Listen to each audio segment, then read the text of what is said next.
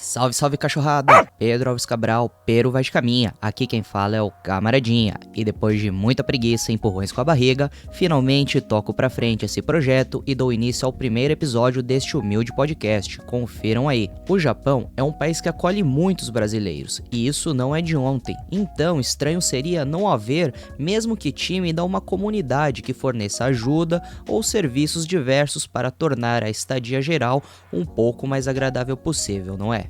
Essa organização de fato existe, porém o foco desse episódio irá abordar a parte da comunicação, focando na revista citada no título, que até onde presenciei é o meio de comunicação de maior alcance. Assim, outros produtos semelhantes, porém este parece o mais completo. Além da mídia física e digital, tem um padrão bem redondo de editorial, colunas e matérias jornalísticas, mas o que mais chama atenção são os classificados, que ocupam uma boa parte de suas páginas.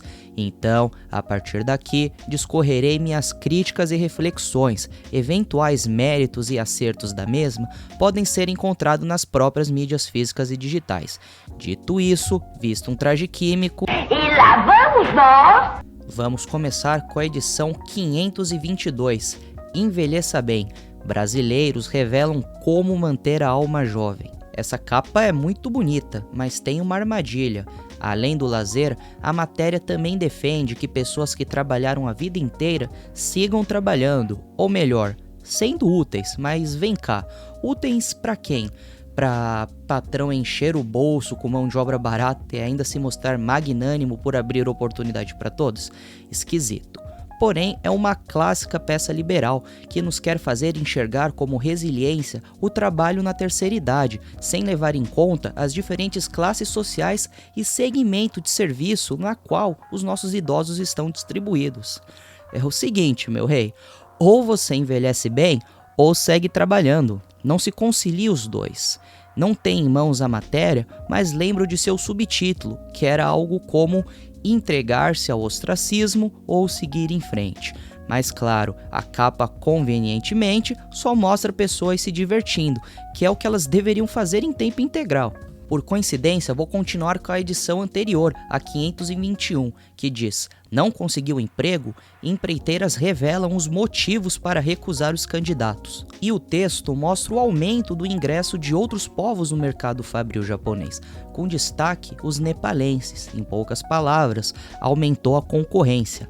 A revista então conversa com figuras influentes de empresas terceirizadoras de serviço, que revelam alguns dos motivos de estarmos perdendo espaço. Para um desses motivos, faço uma autocrítica e concordo, pois o fato de não falar japonês, mesmo que a vaga não exija, por se tratar da maioria das vezes de serviço braçal, pode acabar te escanteando e fazer o contratante optar por alguém com essa qualificação a mais e desembolsando a mesma quantia em dinheiro. Meu japonês é bem limitado, apesar de conseguir realizar tarefas como ir ao hospital, tirar dúvidas pelo telefone, desde que não seja nada muito complicado e que as pessoas relevem possíveis atos falhos, mas meu conhecimento em leitura beira zero, sabendo apenas hiragana e katakana. Saber falar o idioma, ao menos razoavelmente, é preciso, talvez não para o trabalho, mas para se integrar melhor à sociedade e fugir um pouco mais dos tentáculos dessas agências.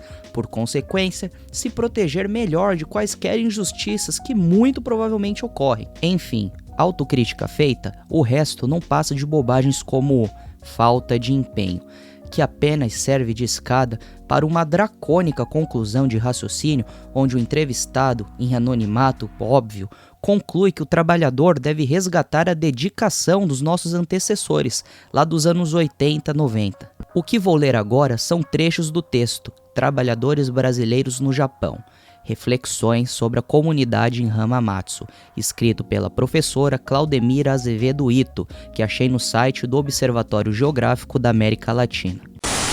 Diante da crise econômica que assolava o Brasil no início dos anos 90, muitos não titubearam. Na primeira oportunidade, embarcaram rumo às fábricas japonesas, enfrentando trabalho duro e pesado por extensas horas desde que fosse bem remunerado. Os dados e informações coletados com a população em Hamamatsu apontam para este perfil de comportamento no final da década de 80 e início de 90. trabalhar a exaustão, cumprir todas as horas extras, aceitar postos de serviço que pagavam mais, independentemente da insalubridade ou periculosidade, e economizar o máximo. Alguns trabalhavam em 2 empregos. Não é raro encontrar estes exemplos.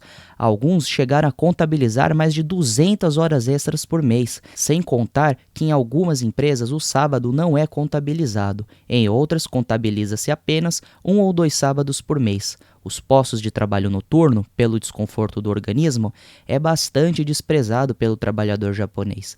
Também era, e ainda é, muito ocupado pelo trabalhador brasileiro. Sérgio, o irmão de Terumi Maeda Jr., Nikkei brasileiro julgado e condenado por assassinato, descreveu sua vida de economia no Japão. Abre aspas. Costumávamos passar os dias de folga em casa, para não gastar dinheiro, sentados em frente a uma televisão que não sabíamos o que dizia. Fecha aspas. A tese usada por sua defesa no tribunal foi de grande desgaste psicológico provocado pelo modo de vida. Muito trabalho, lazer inexistente e desconhecimento da língua, entre outros. Eis a continuação do depoimento. Abre aspas.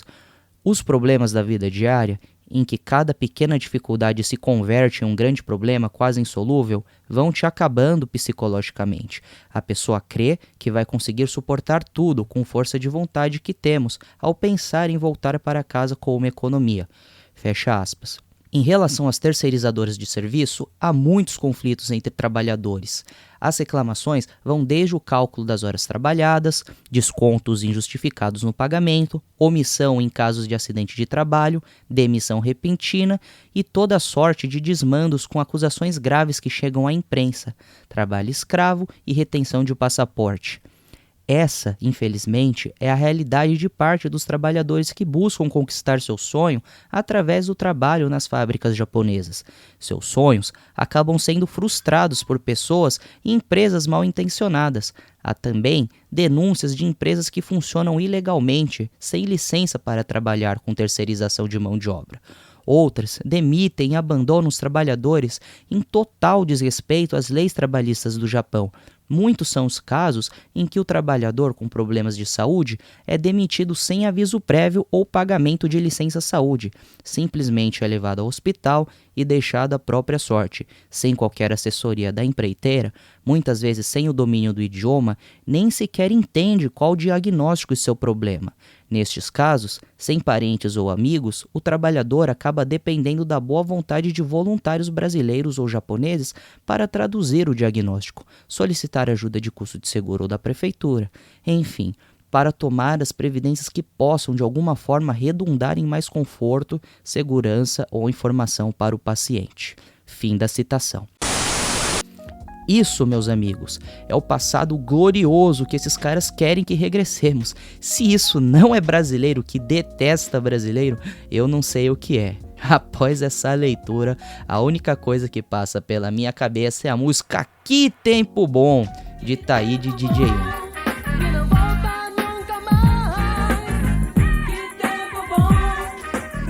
E finalizando, temos a edição 543, em relação à morte de Abe Shinzo. Essa aqui tem até em mãos, e o estranho é que a matéria de 8 páginas falando de churrasco foi a que ocupou a capa da edição. Faltou sondar um pouquinho a relevância das pautas por parte dos envolvidos. Mas vejam, para poder completar 2 singelas páginas de texto, conseguiram achar um brasileiro que por acaso deu de frente a um comício dirigido pelo ex-premier em Nagoya, uma semana antes de seu assassinato pelas mãos de Adélio Bispo, Tetsuya Yamagami. Não seja leviana. Sua fala, ao conseguir aproximar-se brevemente do político, foi um constrangedor peleguismo. Abre aspas, obrigado, Abe-san. Fecha aspas, referindo-se às decisões tomadas pelo então ministro no combate à pandemia e principalmente pelo auxílio de 100 mil ienes dado a todos. Não sei vocês, mas eu peguei esse borrachudo e não agradeço porcaria nenhuma. Melhor, faço um exercício de reflexão. Junto com nós, brasileiros, o Japão possui mais de 1 milhão de população estrangeira economicamente ativa e, diplomaticamente falando, negar auxílio perante uma pandemia que ceifou e ceifa a vida de milhares simplesmente pelo fato de não ser japonês traria uma repercussão desastrosa à imagem do político, principalmente perante aos países que fornecem essa mão de obra cujo Japão é inconteste dependente. Agora, voltando a fatos, a revista continua o texto e faz um histórico de Abe, mencionando brevemente seu avô, também ex-premier, com foco nas relações Brasil-Japão. Porém, a forma que isso é posto é tão superficial e omissa que parece ser feito de propósito. Então, também farei um pequeno dossiê sobre Shinzo Abe e repito minha fala do comecinho. Aqui vou apresentar as críticas. Para se inteirar sobre glórias e acertos deste homem, basta ler a matéria ou conversar com o Fernando, o rapaz que agradeceu o ministro. Assim como políticos brasileiros, Fernando Collor de Mello, pai Arnon de Mello, Arthur Lira, pai Benedito de Lira e companhia, Abe, membro do grupo ultranacionalista Nippon Kaigi, não passa de um herdeiro e seguiu os passos de seu avô e pai na profissão. O primeiro, Nobosu Kekishi, conhecido como o Monstro de Showa, honrou a fama e foi preso por crimes de guerra classe A na Segunda Guerra Mundial, crimes nível Adolf Hitler, por sua atuação na Manchúria. Mas sua vida de cárcere não durou tanto, pois com o Japão rendido e entregue aos Estados Unidos, os americanos viram no monstro as qualidades necessárias de levar seu país a um rumo pró-estadunidense e combater a ascensão do socialismo por parte da população. Estou ciente que uma pessoa não herda o pecado de seus parentes, mas Abe nunca criticou as ações de seu monstro ou avô, tampouco reconhece como verdadeiras a existência das mulheres de conforto, termo brando para descrever mulheres e meninas abusadas sexualmente pelos soldados japoneses na Segunda Guerra, sem contar também as visitas deste cidadão acompanhado de flores, ao Templo Yasukuni, onde esses mesmos soldados criminosos são homenageados como heróis que se sacrificaram pelo bem da pátria. Em relação ao seu assassinato, resumindo, Abe foi morto por motivos de mágoa, onde o executor acreditava na participação do político num culto que levou a situação financeira de sua mãe a ruínas, a tal Igreja da Unificação, criada pelo sul-coreano, popularmente conhecido como Reverendo Moon. A participação de Abe no culto é incerto, porém seu irmão, Nobukishi, teve campanha financiado por membros dessa igreja. E em 2021, Abe também participou de um evento sediado pela igreja, chamado Rally of Hope, e claro, em boa companhia de seu amigo Donald Trump. Todos estes pequenos detalhes convenientemente omitidos pela revista, que diferente de mim, dispõe de mais recurso e tempo para apuração. Estranho, né? Em paralelo, também faço uma crítica ao editorial da revista, que chega a mencionar os motivos do assassinato, onde a pessoa que escreveu mostra uma certa insensibilidade em relação ao caso. E não digo insensibilidade com o assassino, mas sim com a mãe dele, onde a pessoa escreve que ela simplesmente torrou o dinheiro com doações para a igreja. E isso é um pouco de falta de tato e profissionalismo, pois quem vive de jornalismo ou escrevendo textos não pode cometer esse tipo de erro. A palavra torrar não se aplica nesse caso. A pessoa, por motivos de ganância ou não, foi enganada e teve a sua vida levada a ruínas. Então, o que caberia colocar numa situação dessas é que a pessoa gastou. A palavra torrar, mas remete à situação em que seu pai, quando você era criança, te dava um dinheirinho e falava, ó, pega isso aqui, pega o trocadinho e vai lá fazer o que você quiser. Aí você gasta com bala, pirulito e chiclete. Aí sim cabe colocar a expressão que você torrou o dinheiro. E os editoriais é a parte que mostra a opinião da empresa, né? No caso, a revista. Então, esse tipo de coisa só corrobora ainda mais com o que eu estou abordando aqui. E não acredito que isso seja um mero deslize ou ato falho. Para se atualizar e adequar-se a um modelo mais moderno de divulgar informação, a revista também se joga no formato de podcast e procura trazer entrevistados de influência na sociedade nipônica, sendo estes descendentes ou não, e aqui trago 3 personagens que de certa forma corroboram para deixar claro o pensamento da revista e seu menosprezo pela comunidade. começando com Walter Hiroshi. Apresentado como empresário, ele também atuou como deputado federal de baixo clero por São Paulo, e sem precisar pesquisar muito, nota-se o caráter duvidoso desse cidadão. Este, embora se ausentou do sim ou não do impeachment da ex-presidente Dilma, votou não contra o impeachment do Temer e esteve ao lado do vampirão na aprovação da reforma da Previdência. Continuando com Márcio Ikawa, outro empreendedor que justifica o preconceito sofrido pelos brasileiros, incluindo ele mesmo, se dá pelo fato de pensarmos apenas em dinheiro. Abre aspas, mas eu não culpo os japoneses, quem faz isso somos nós. Fecha aspas. Disse a pessoa que sabe se expressar tão bem quanto aquele colega preguiçoso da escola que não estuda pro trabalho e fica de costas pra turma e apenas lê os slides de forma constrangedora e balbuciante.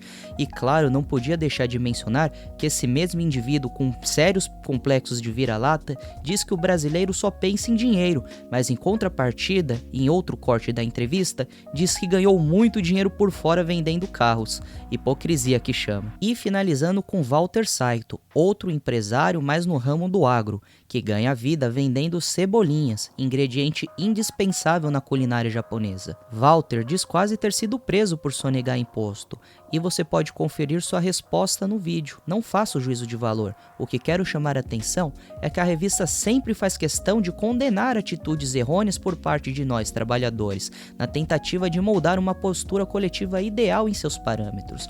Mas também dá lugar de fala para pessoas como o Rei da Cebolinha, que, embora cometeu um grave erro, é um cidadão influente e muito bem financeiramente. Ou seja, a revista até dá voz, espaço e permite erros, basta o indivíduo possuir o combo do dinheiro mais história de superação. E a gente vai ficando por aqui. Só antes gostaria de fazer uma pequena provocação. Afinal de contas, quem está certo, o Márcio Ikawa ou as empreiteiras? Pois um diz que o brasileiro peca por só pensar em dinheiro, ou seja, ficar pegando o maior número possível de hora extra. E o outro que precisamos resgatar o espírito dos anos 90, que se resumia em trabalho, trabalho e trabalho, como se não houvesse amanhã. Afinal, somos esforçados ou relaxados? Precisamos virar tchutchuca do Japão para agradar essas pessoas? Trabalhadores, vamos se unir, pois atualmente nossa própria comunidade nos querem mortos, e se não mortos, domesticados. Tchutchuca, vem aqui pro seu tigrão, vou te jogar na cama e te dar muita pressão.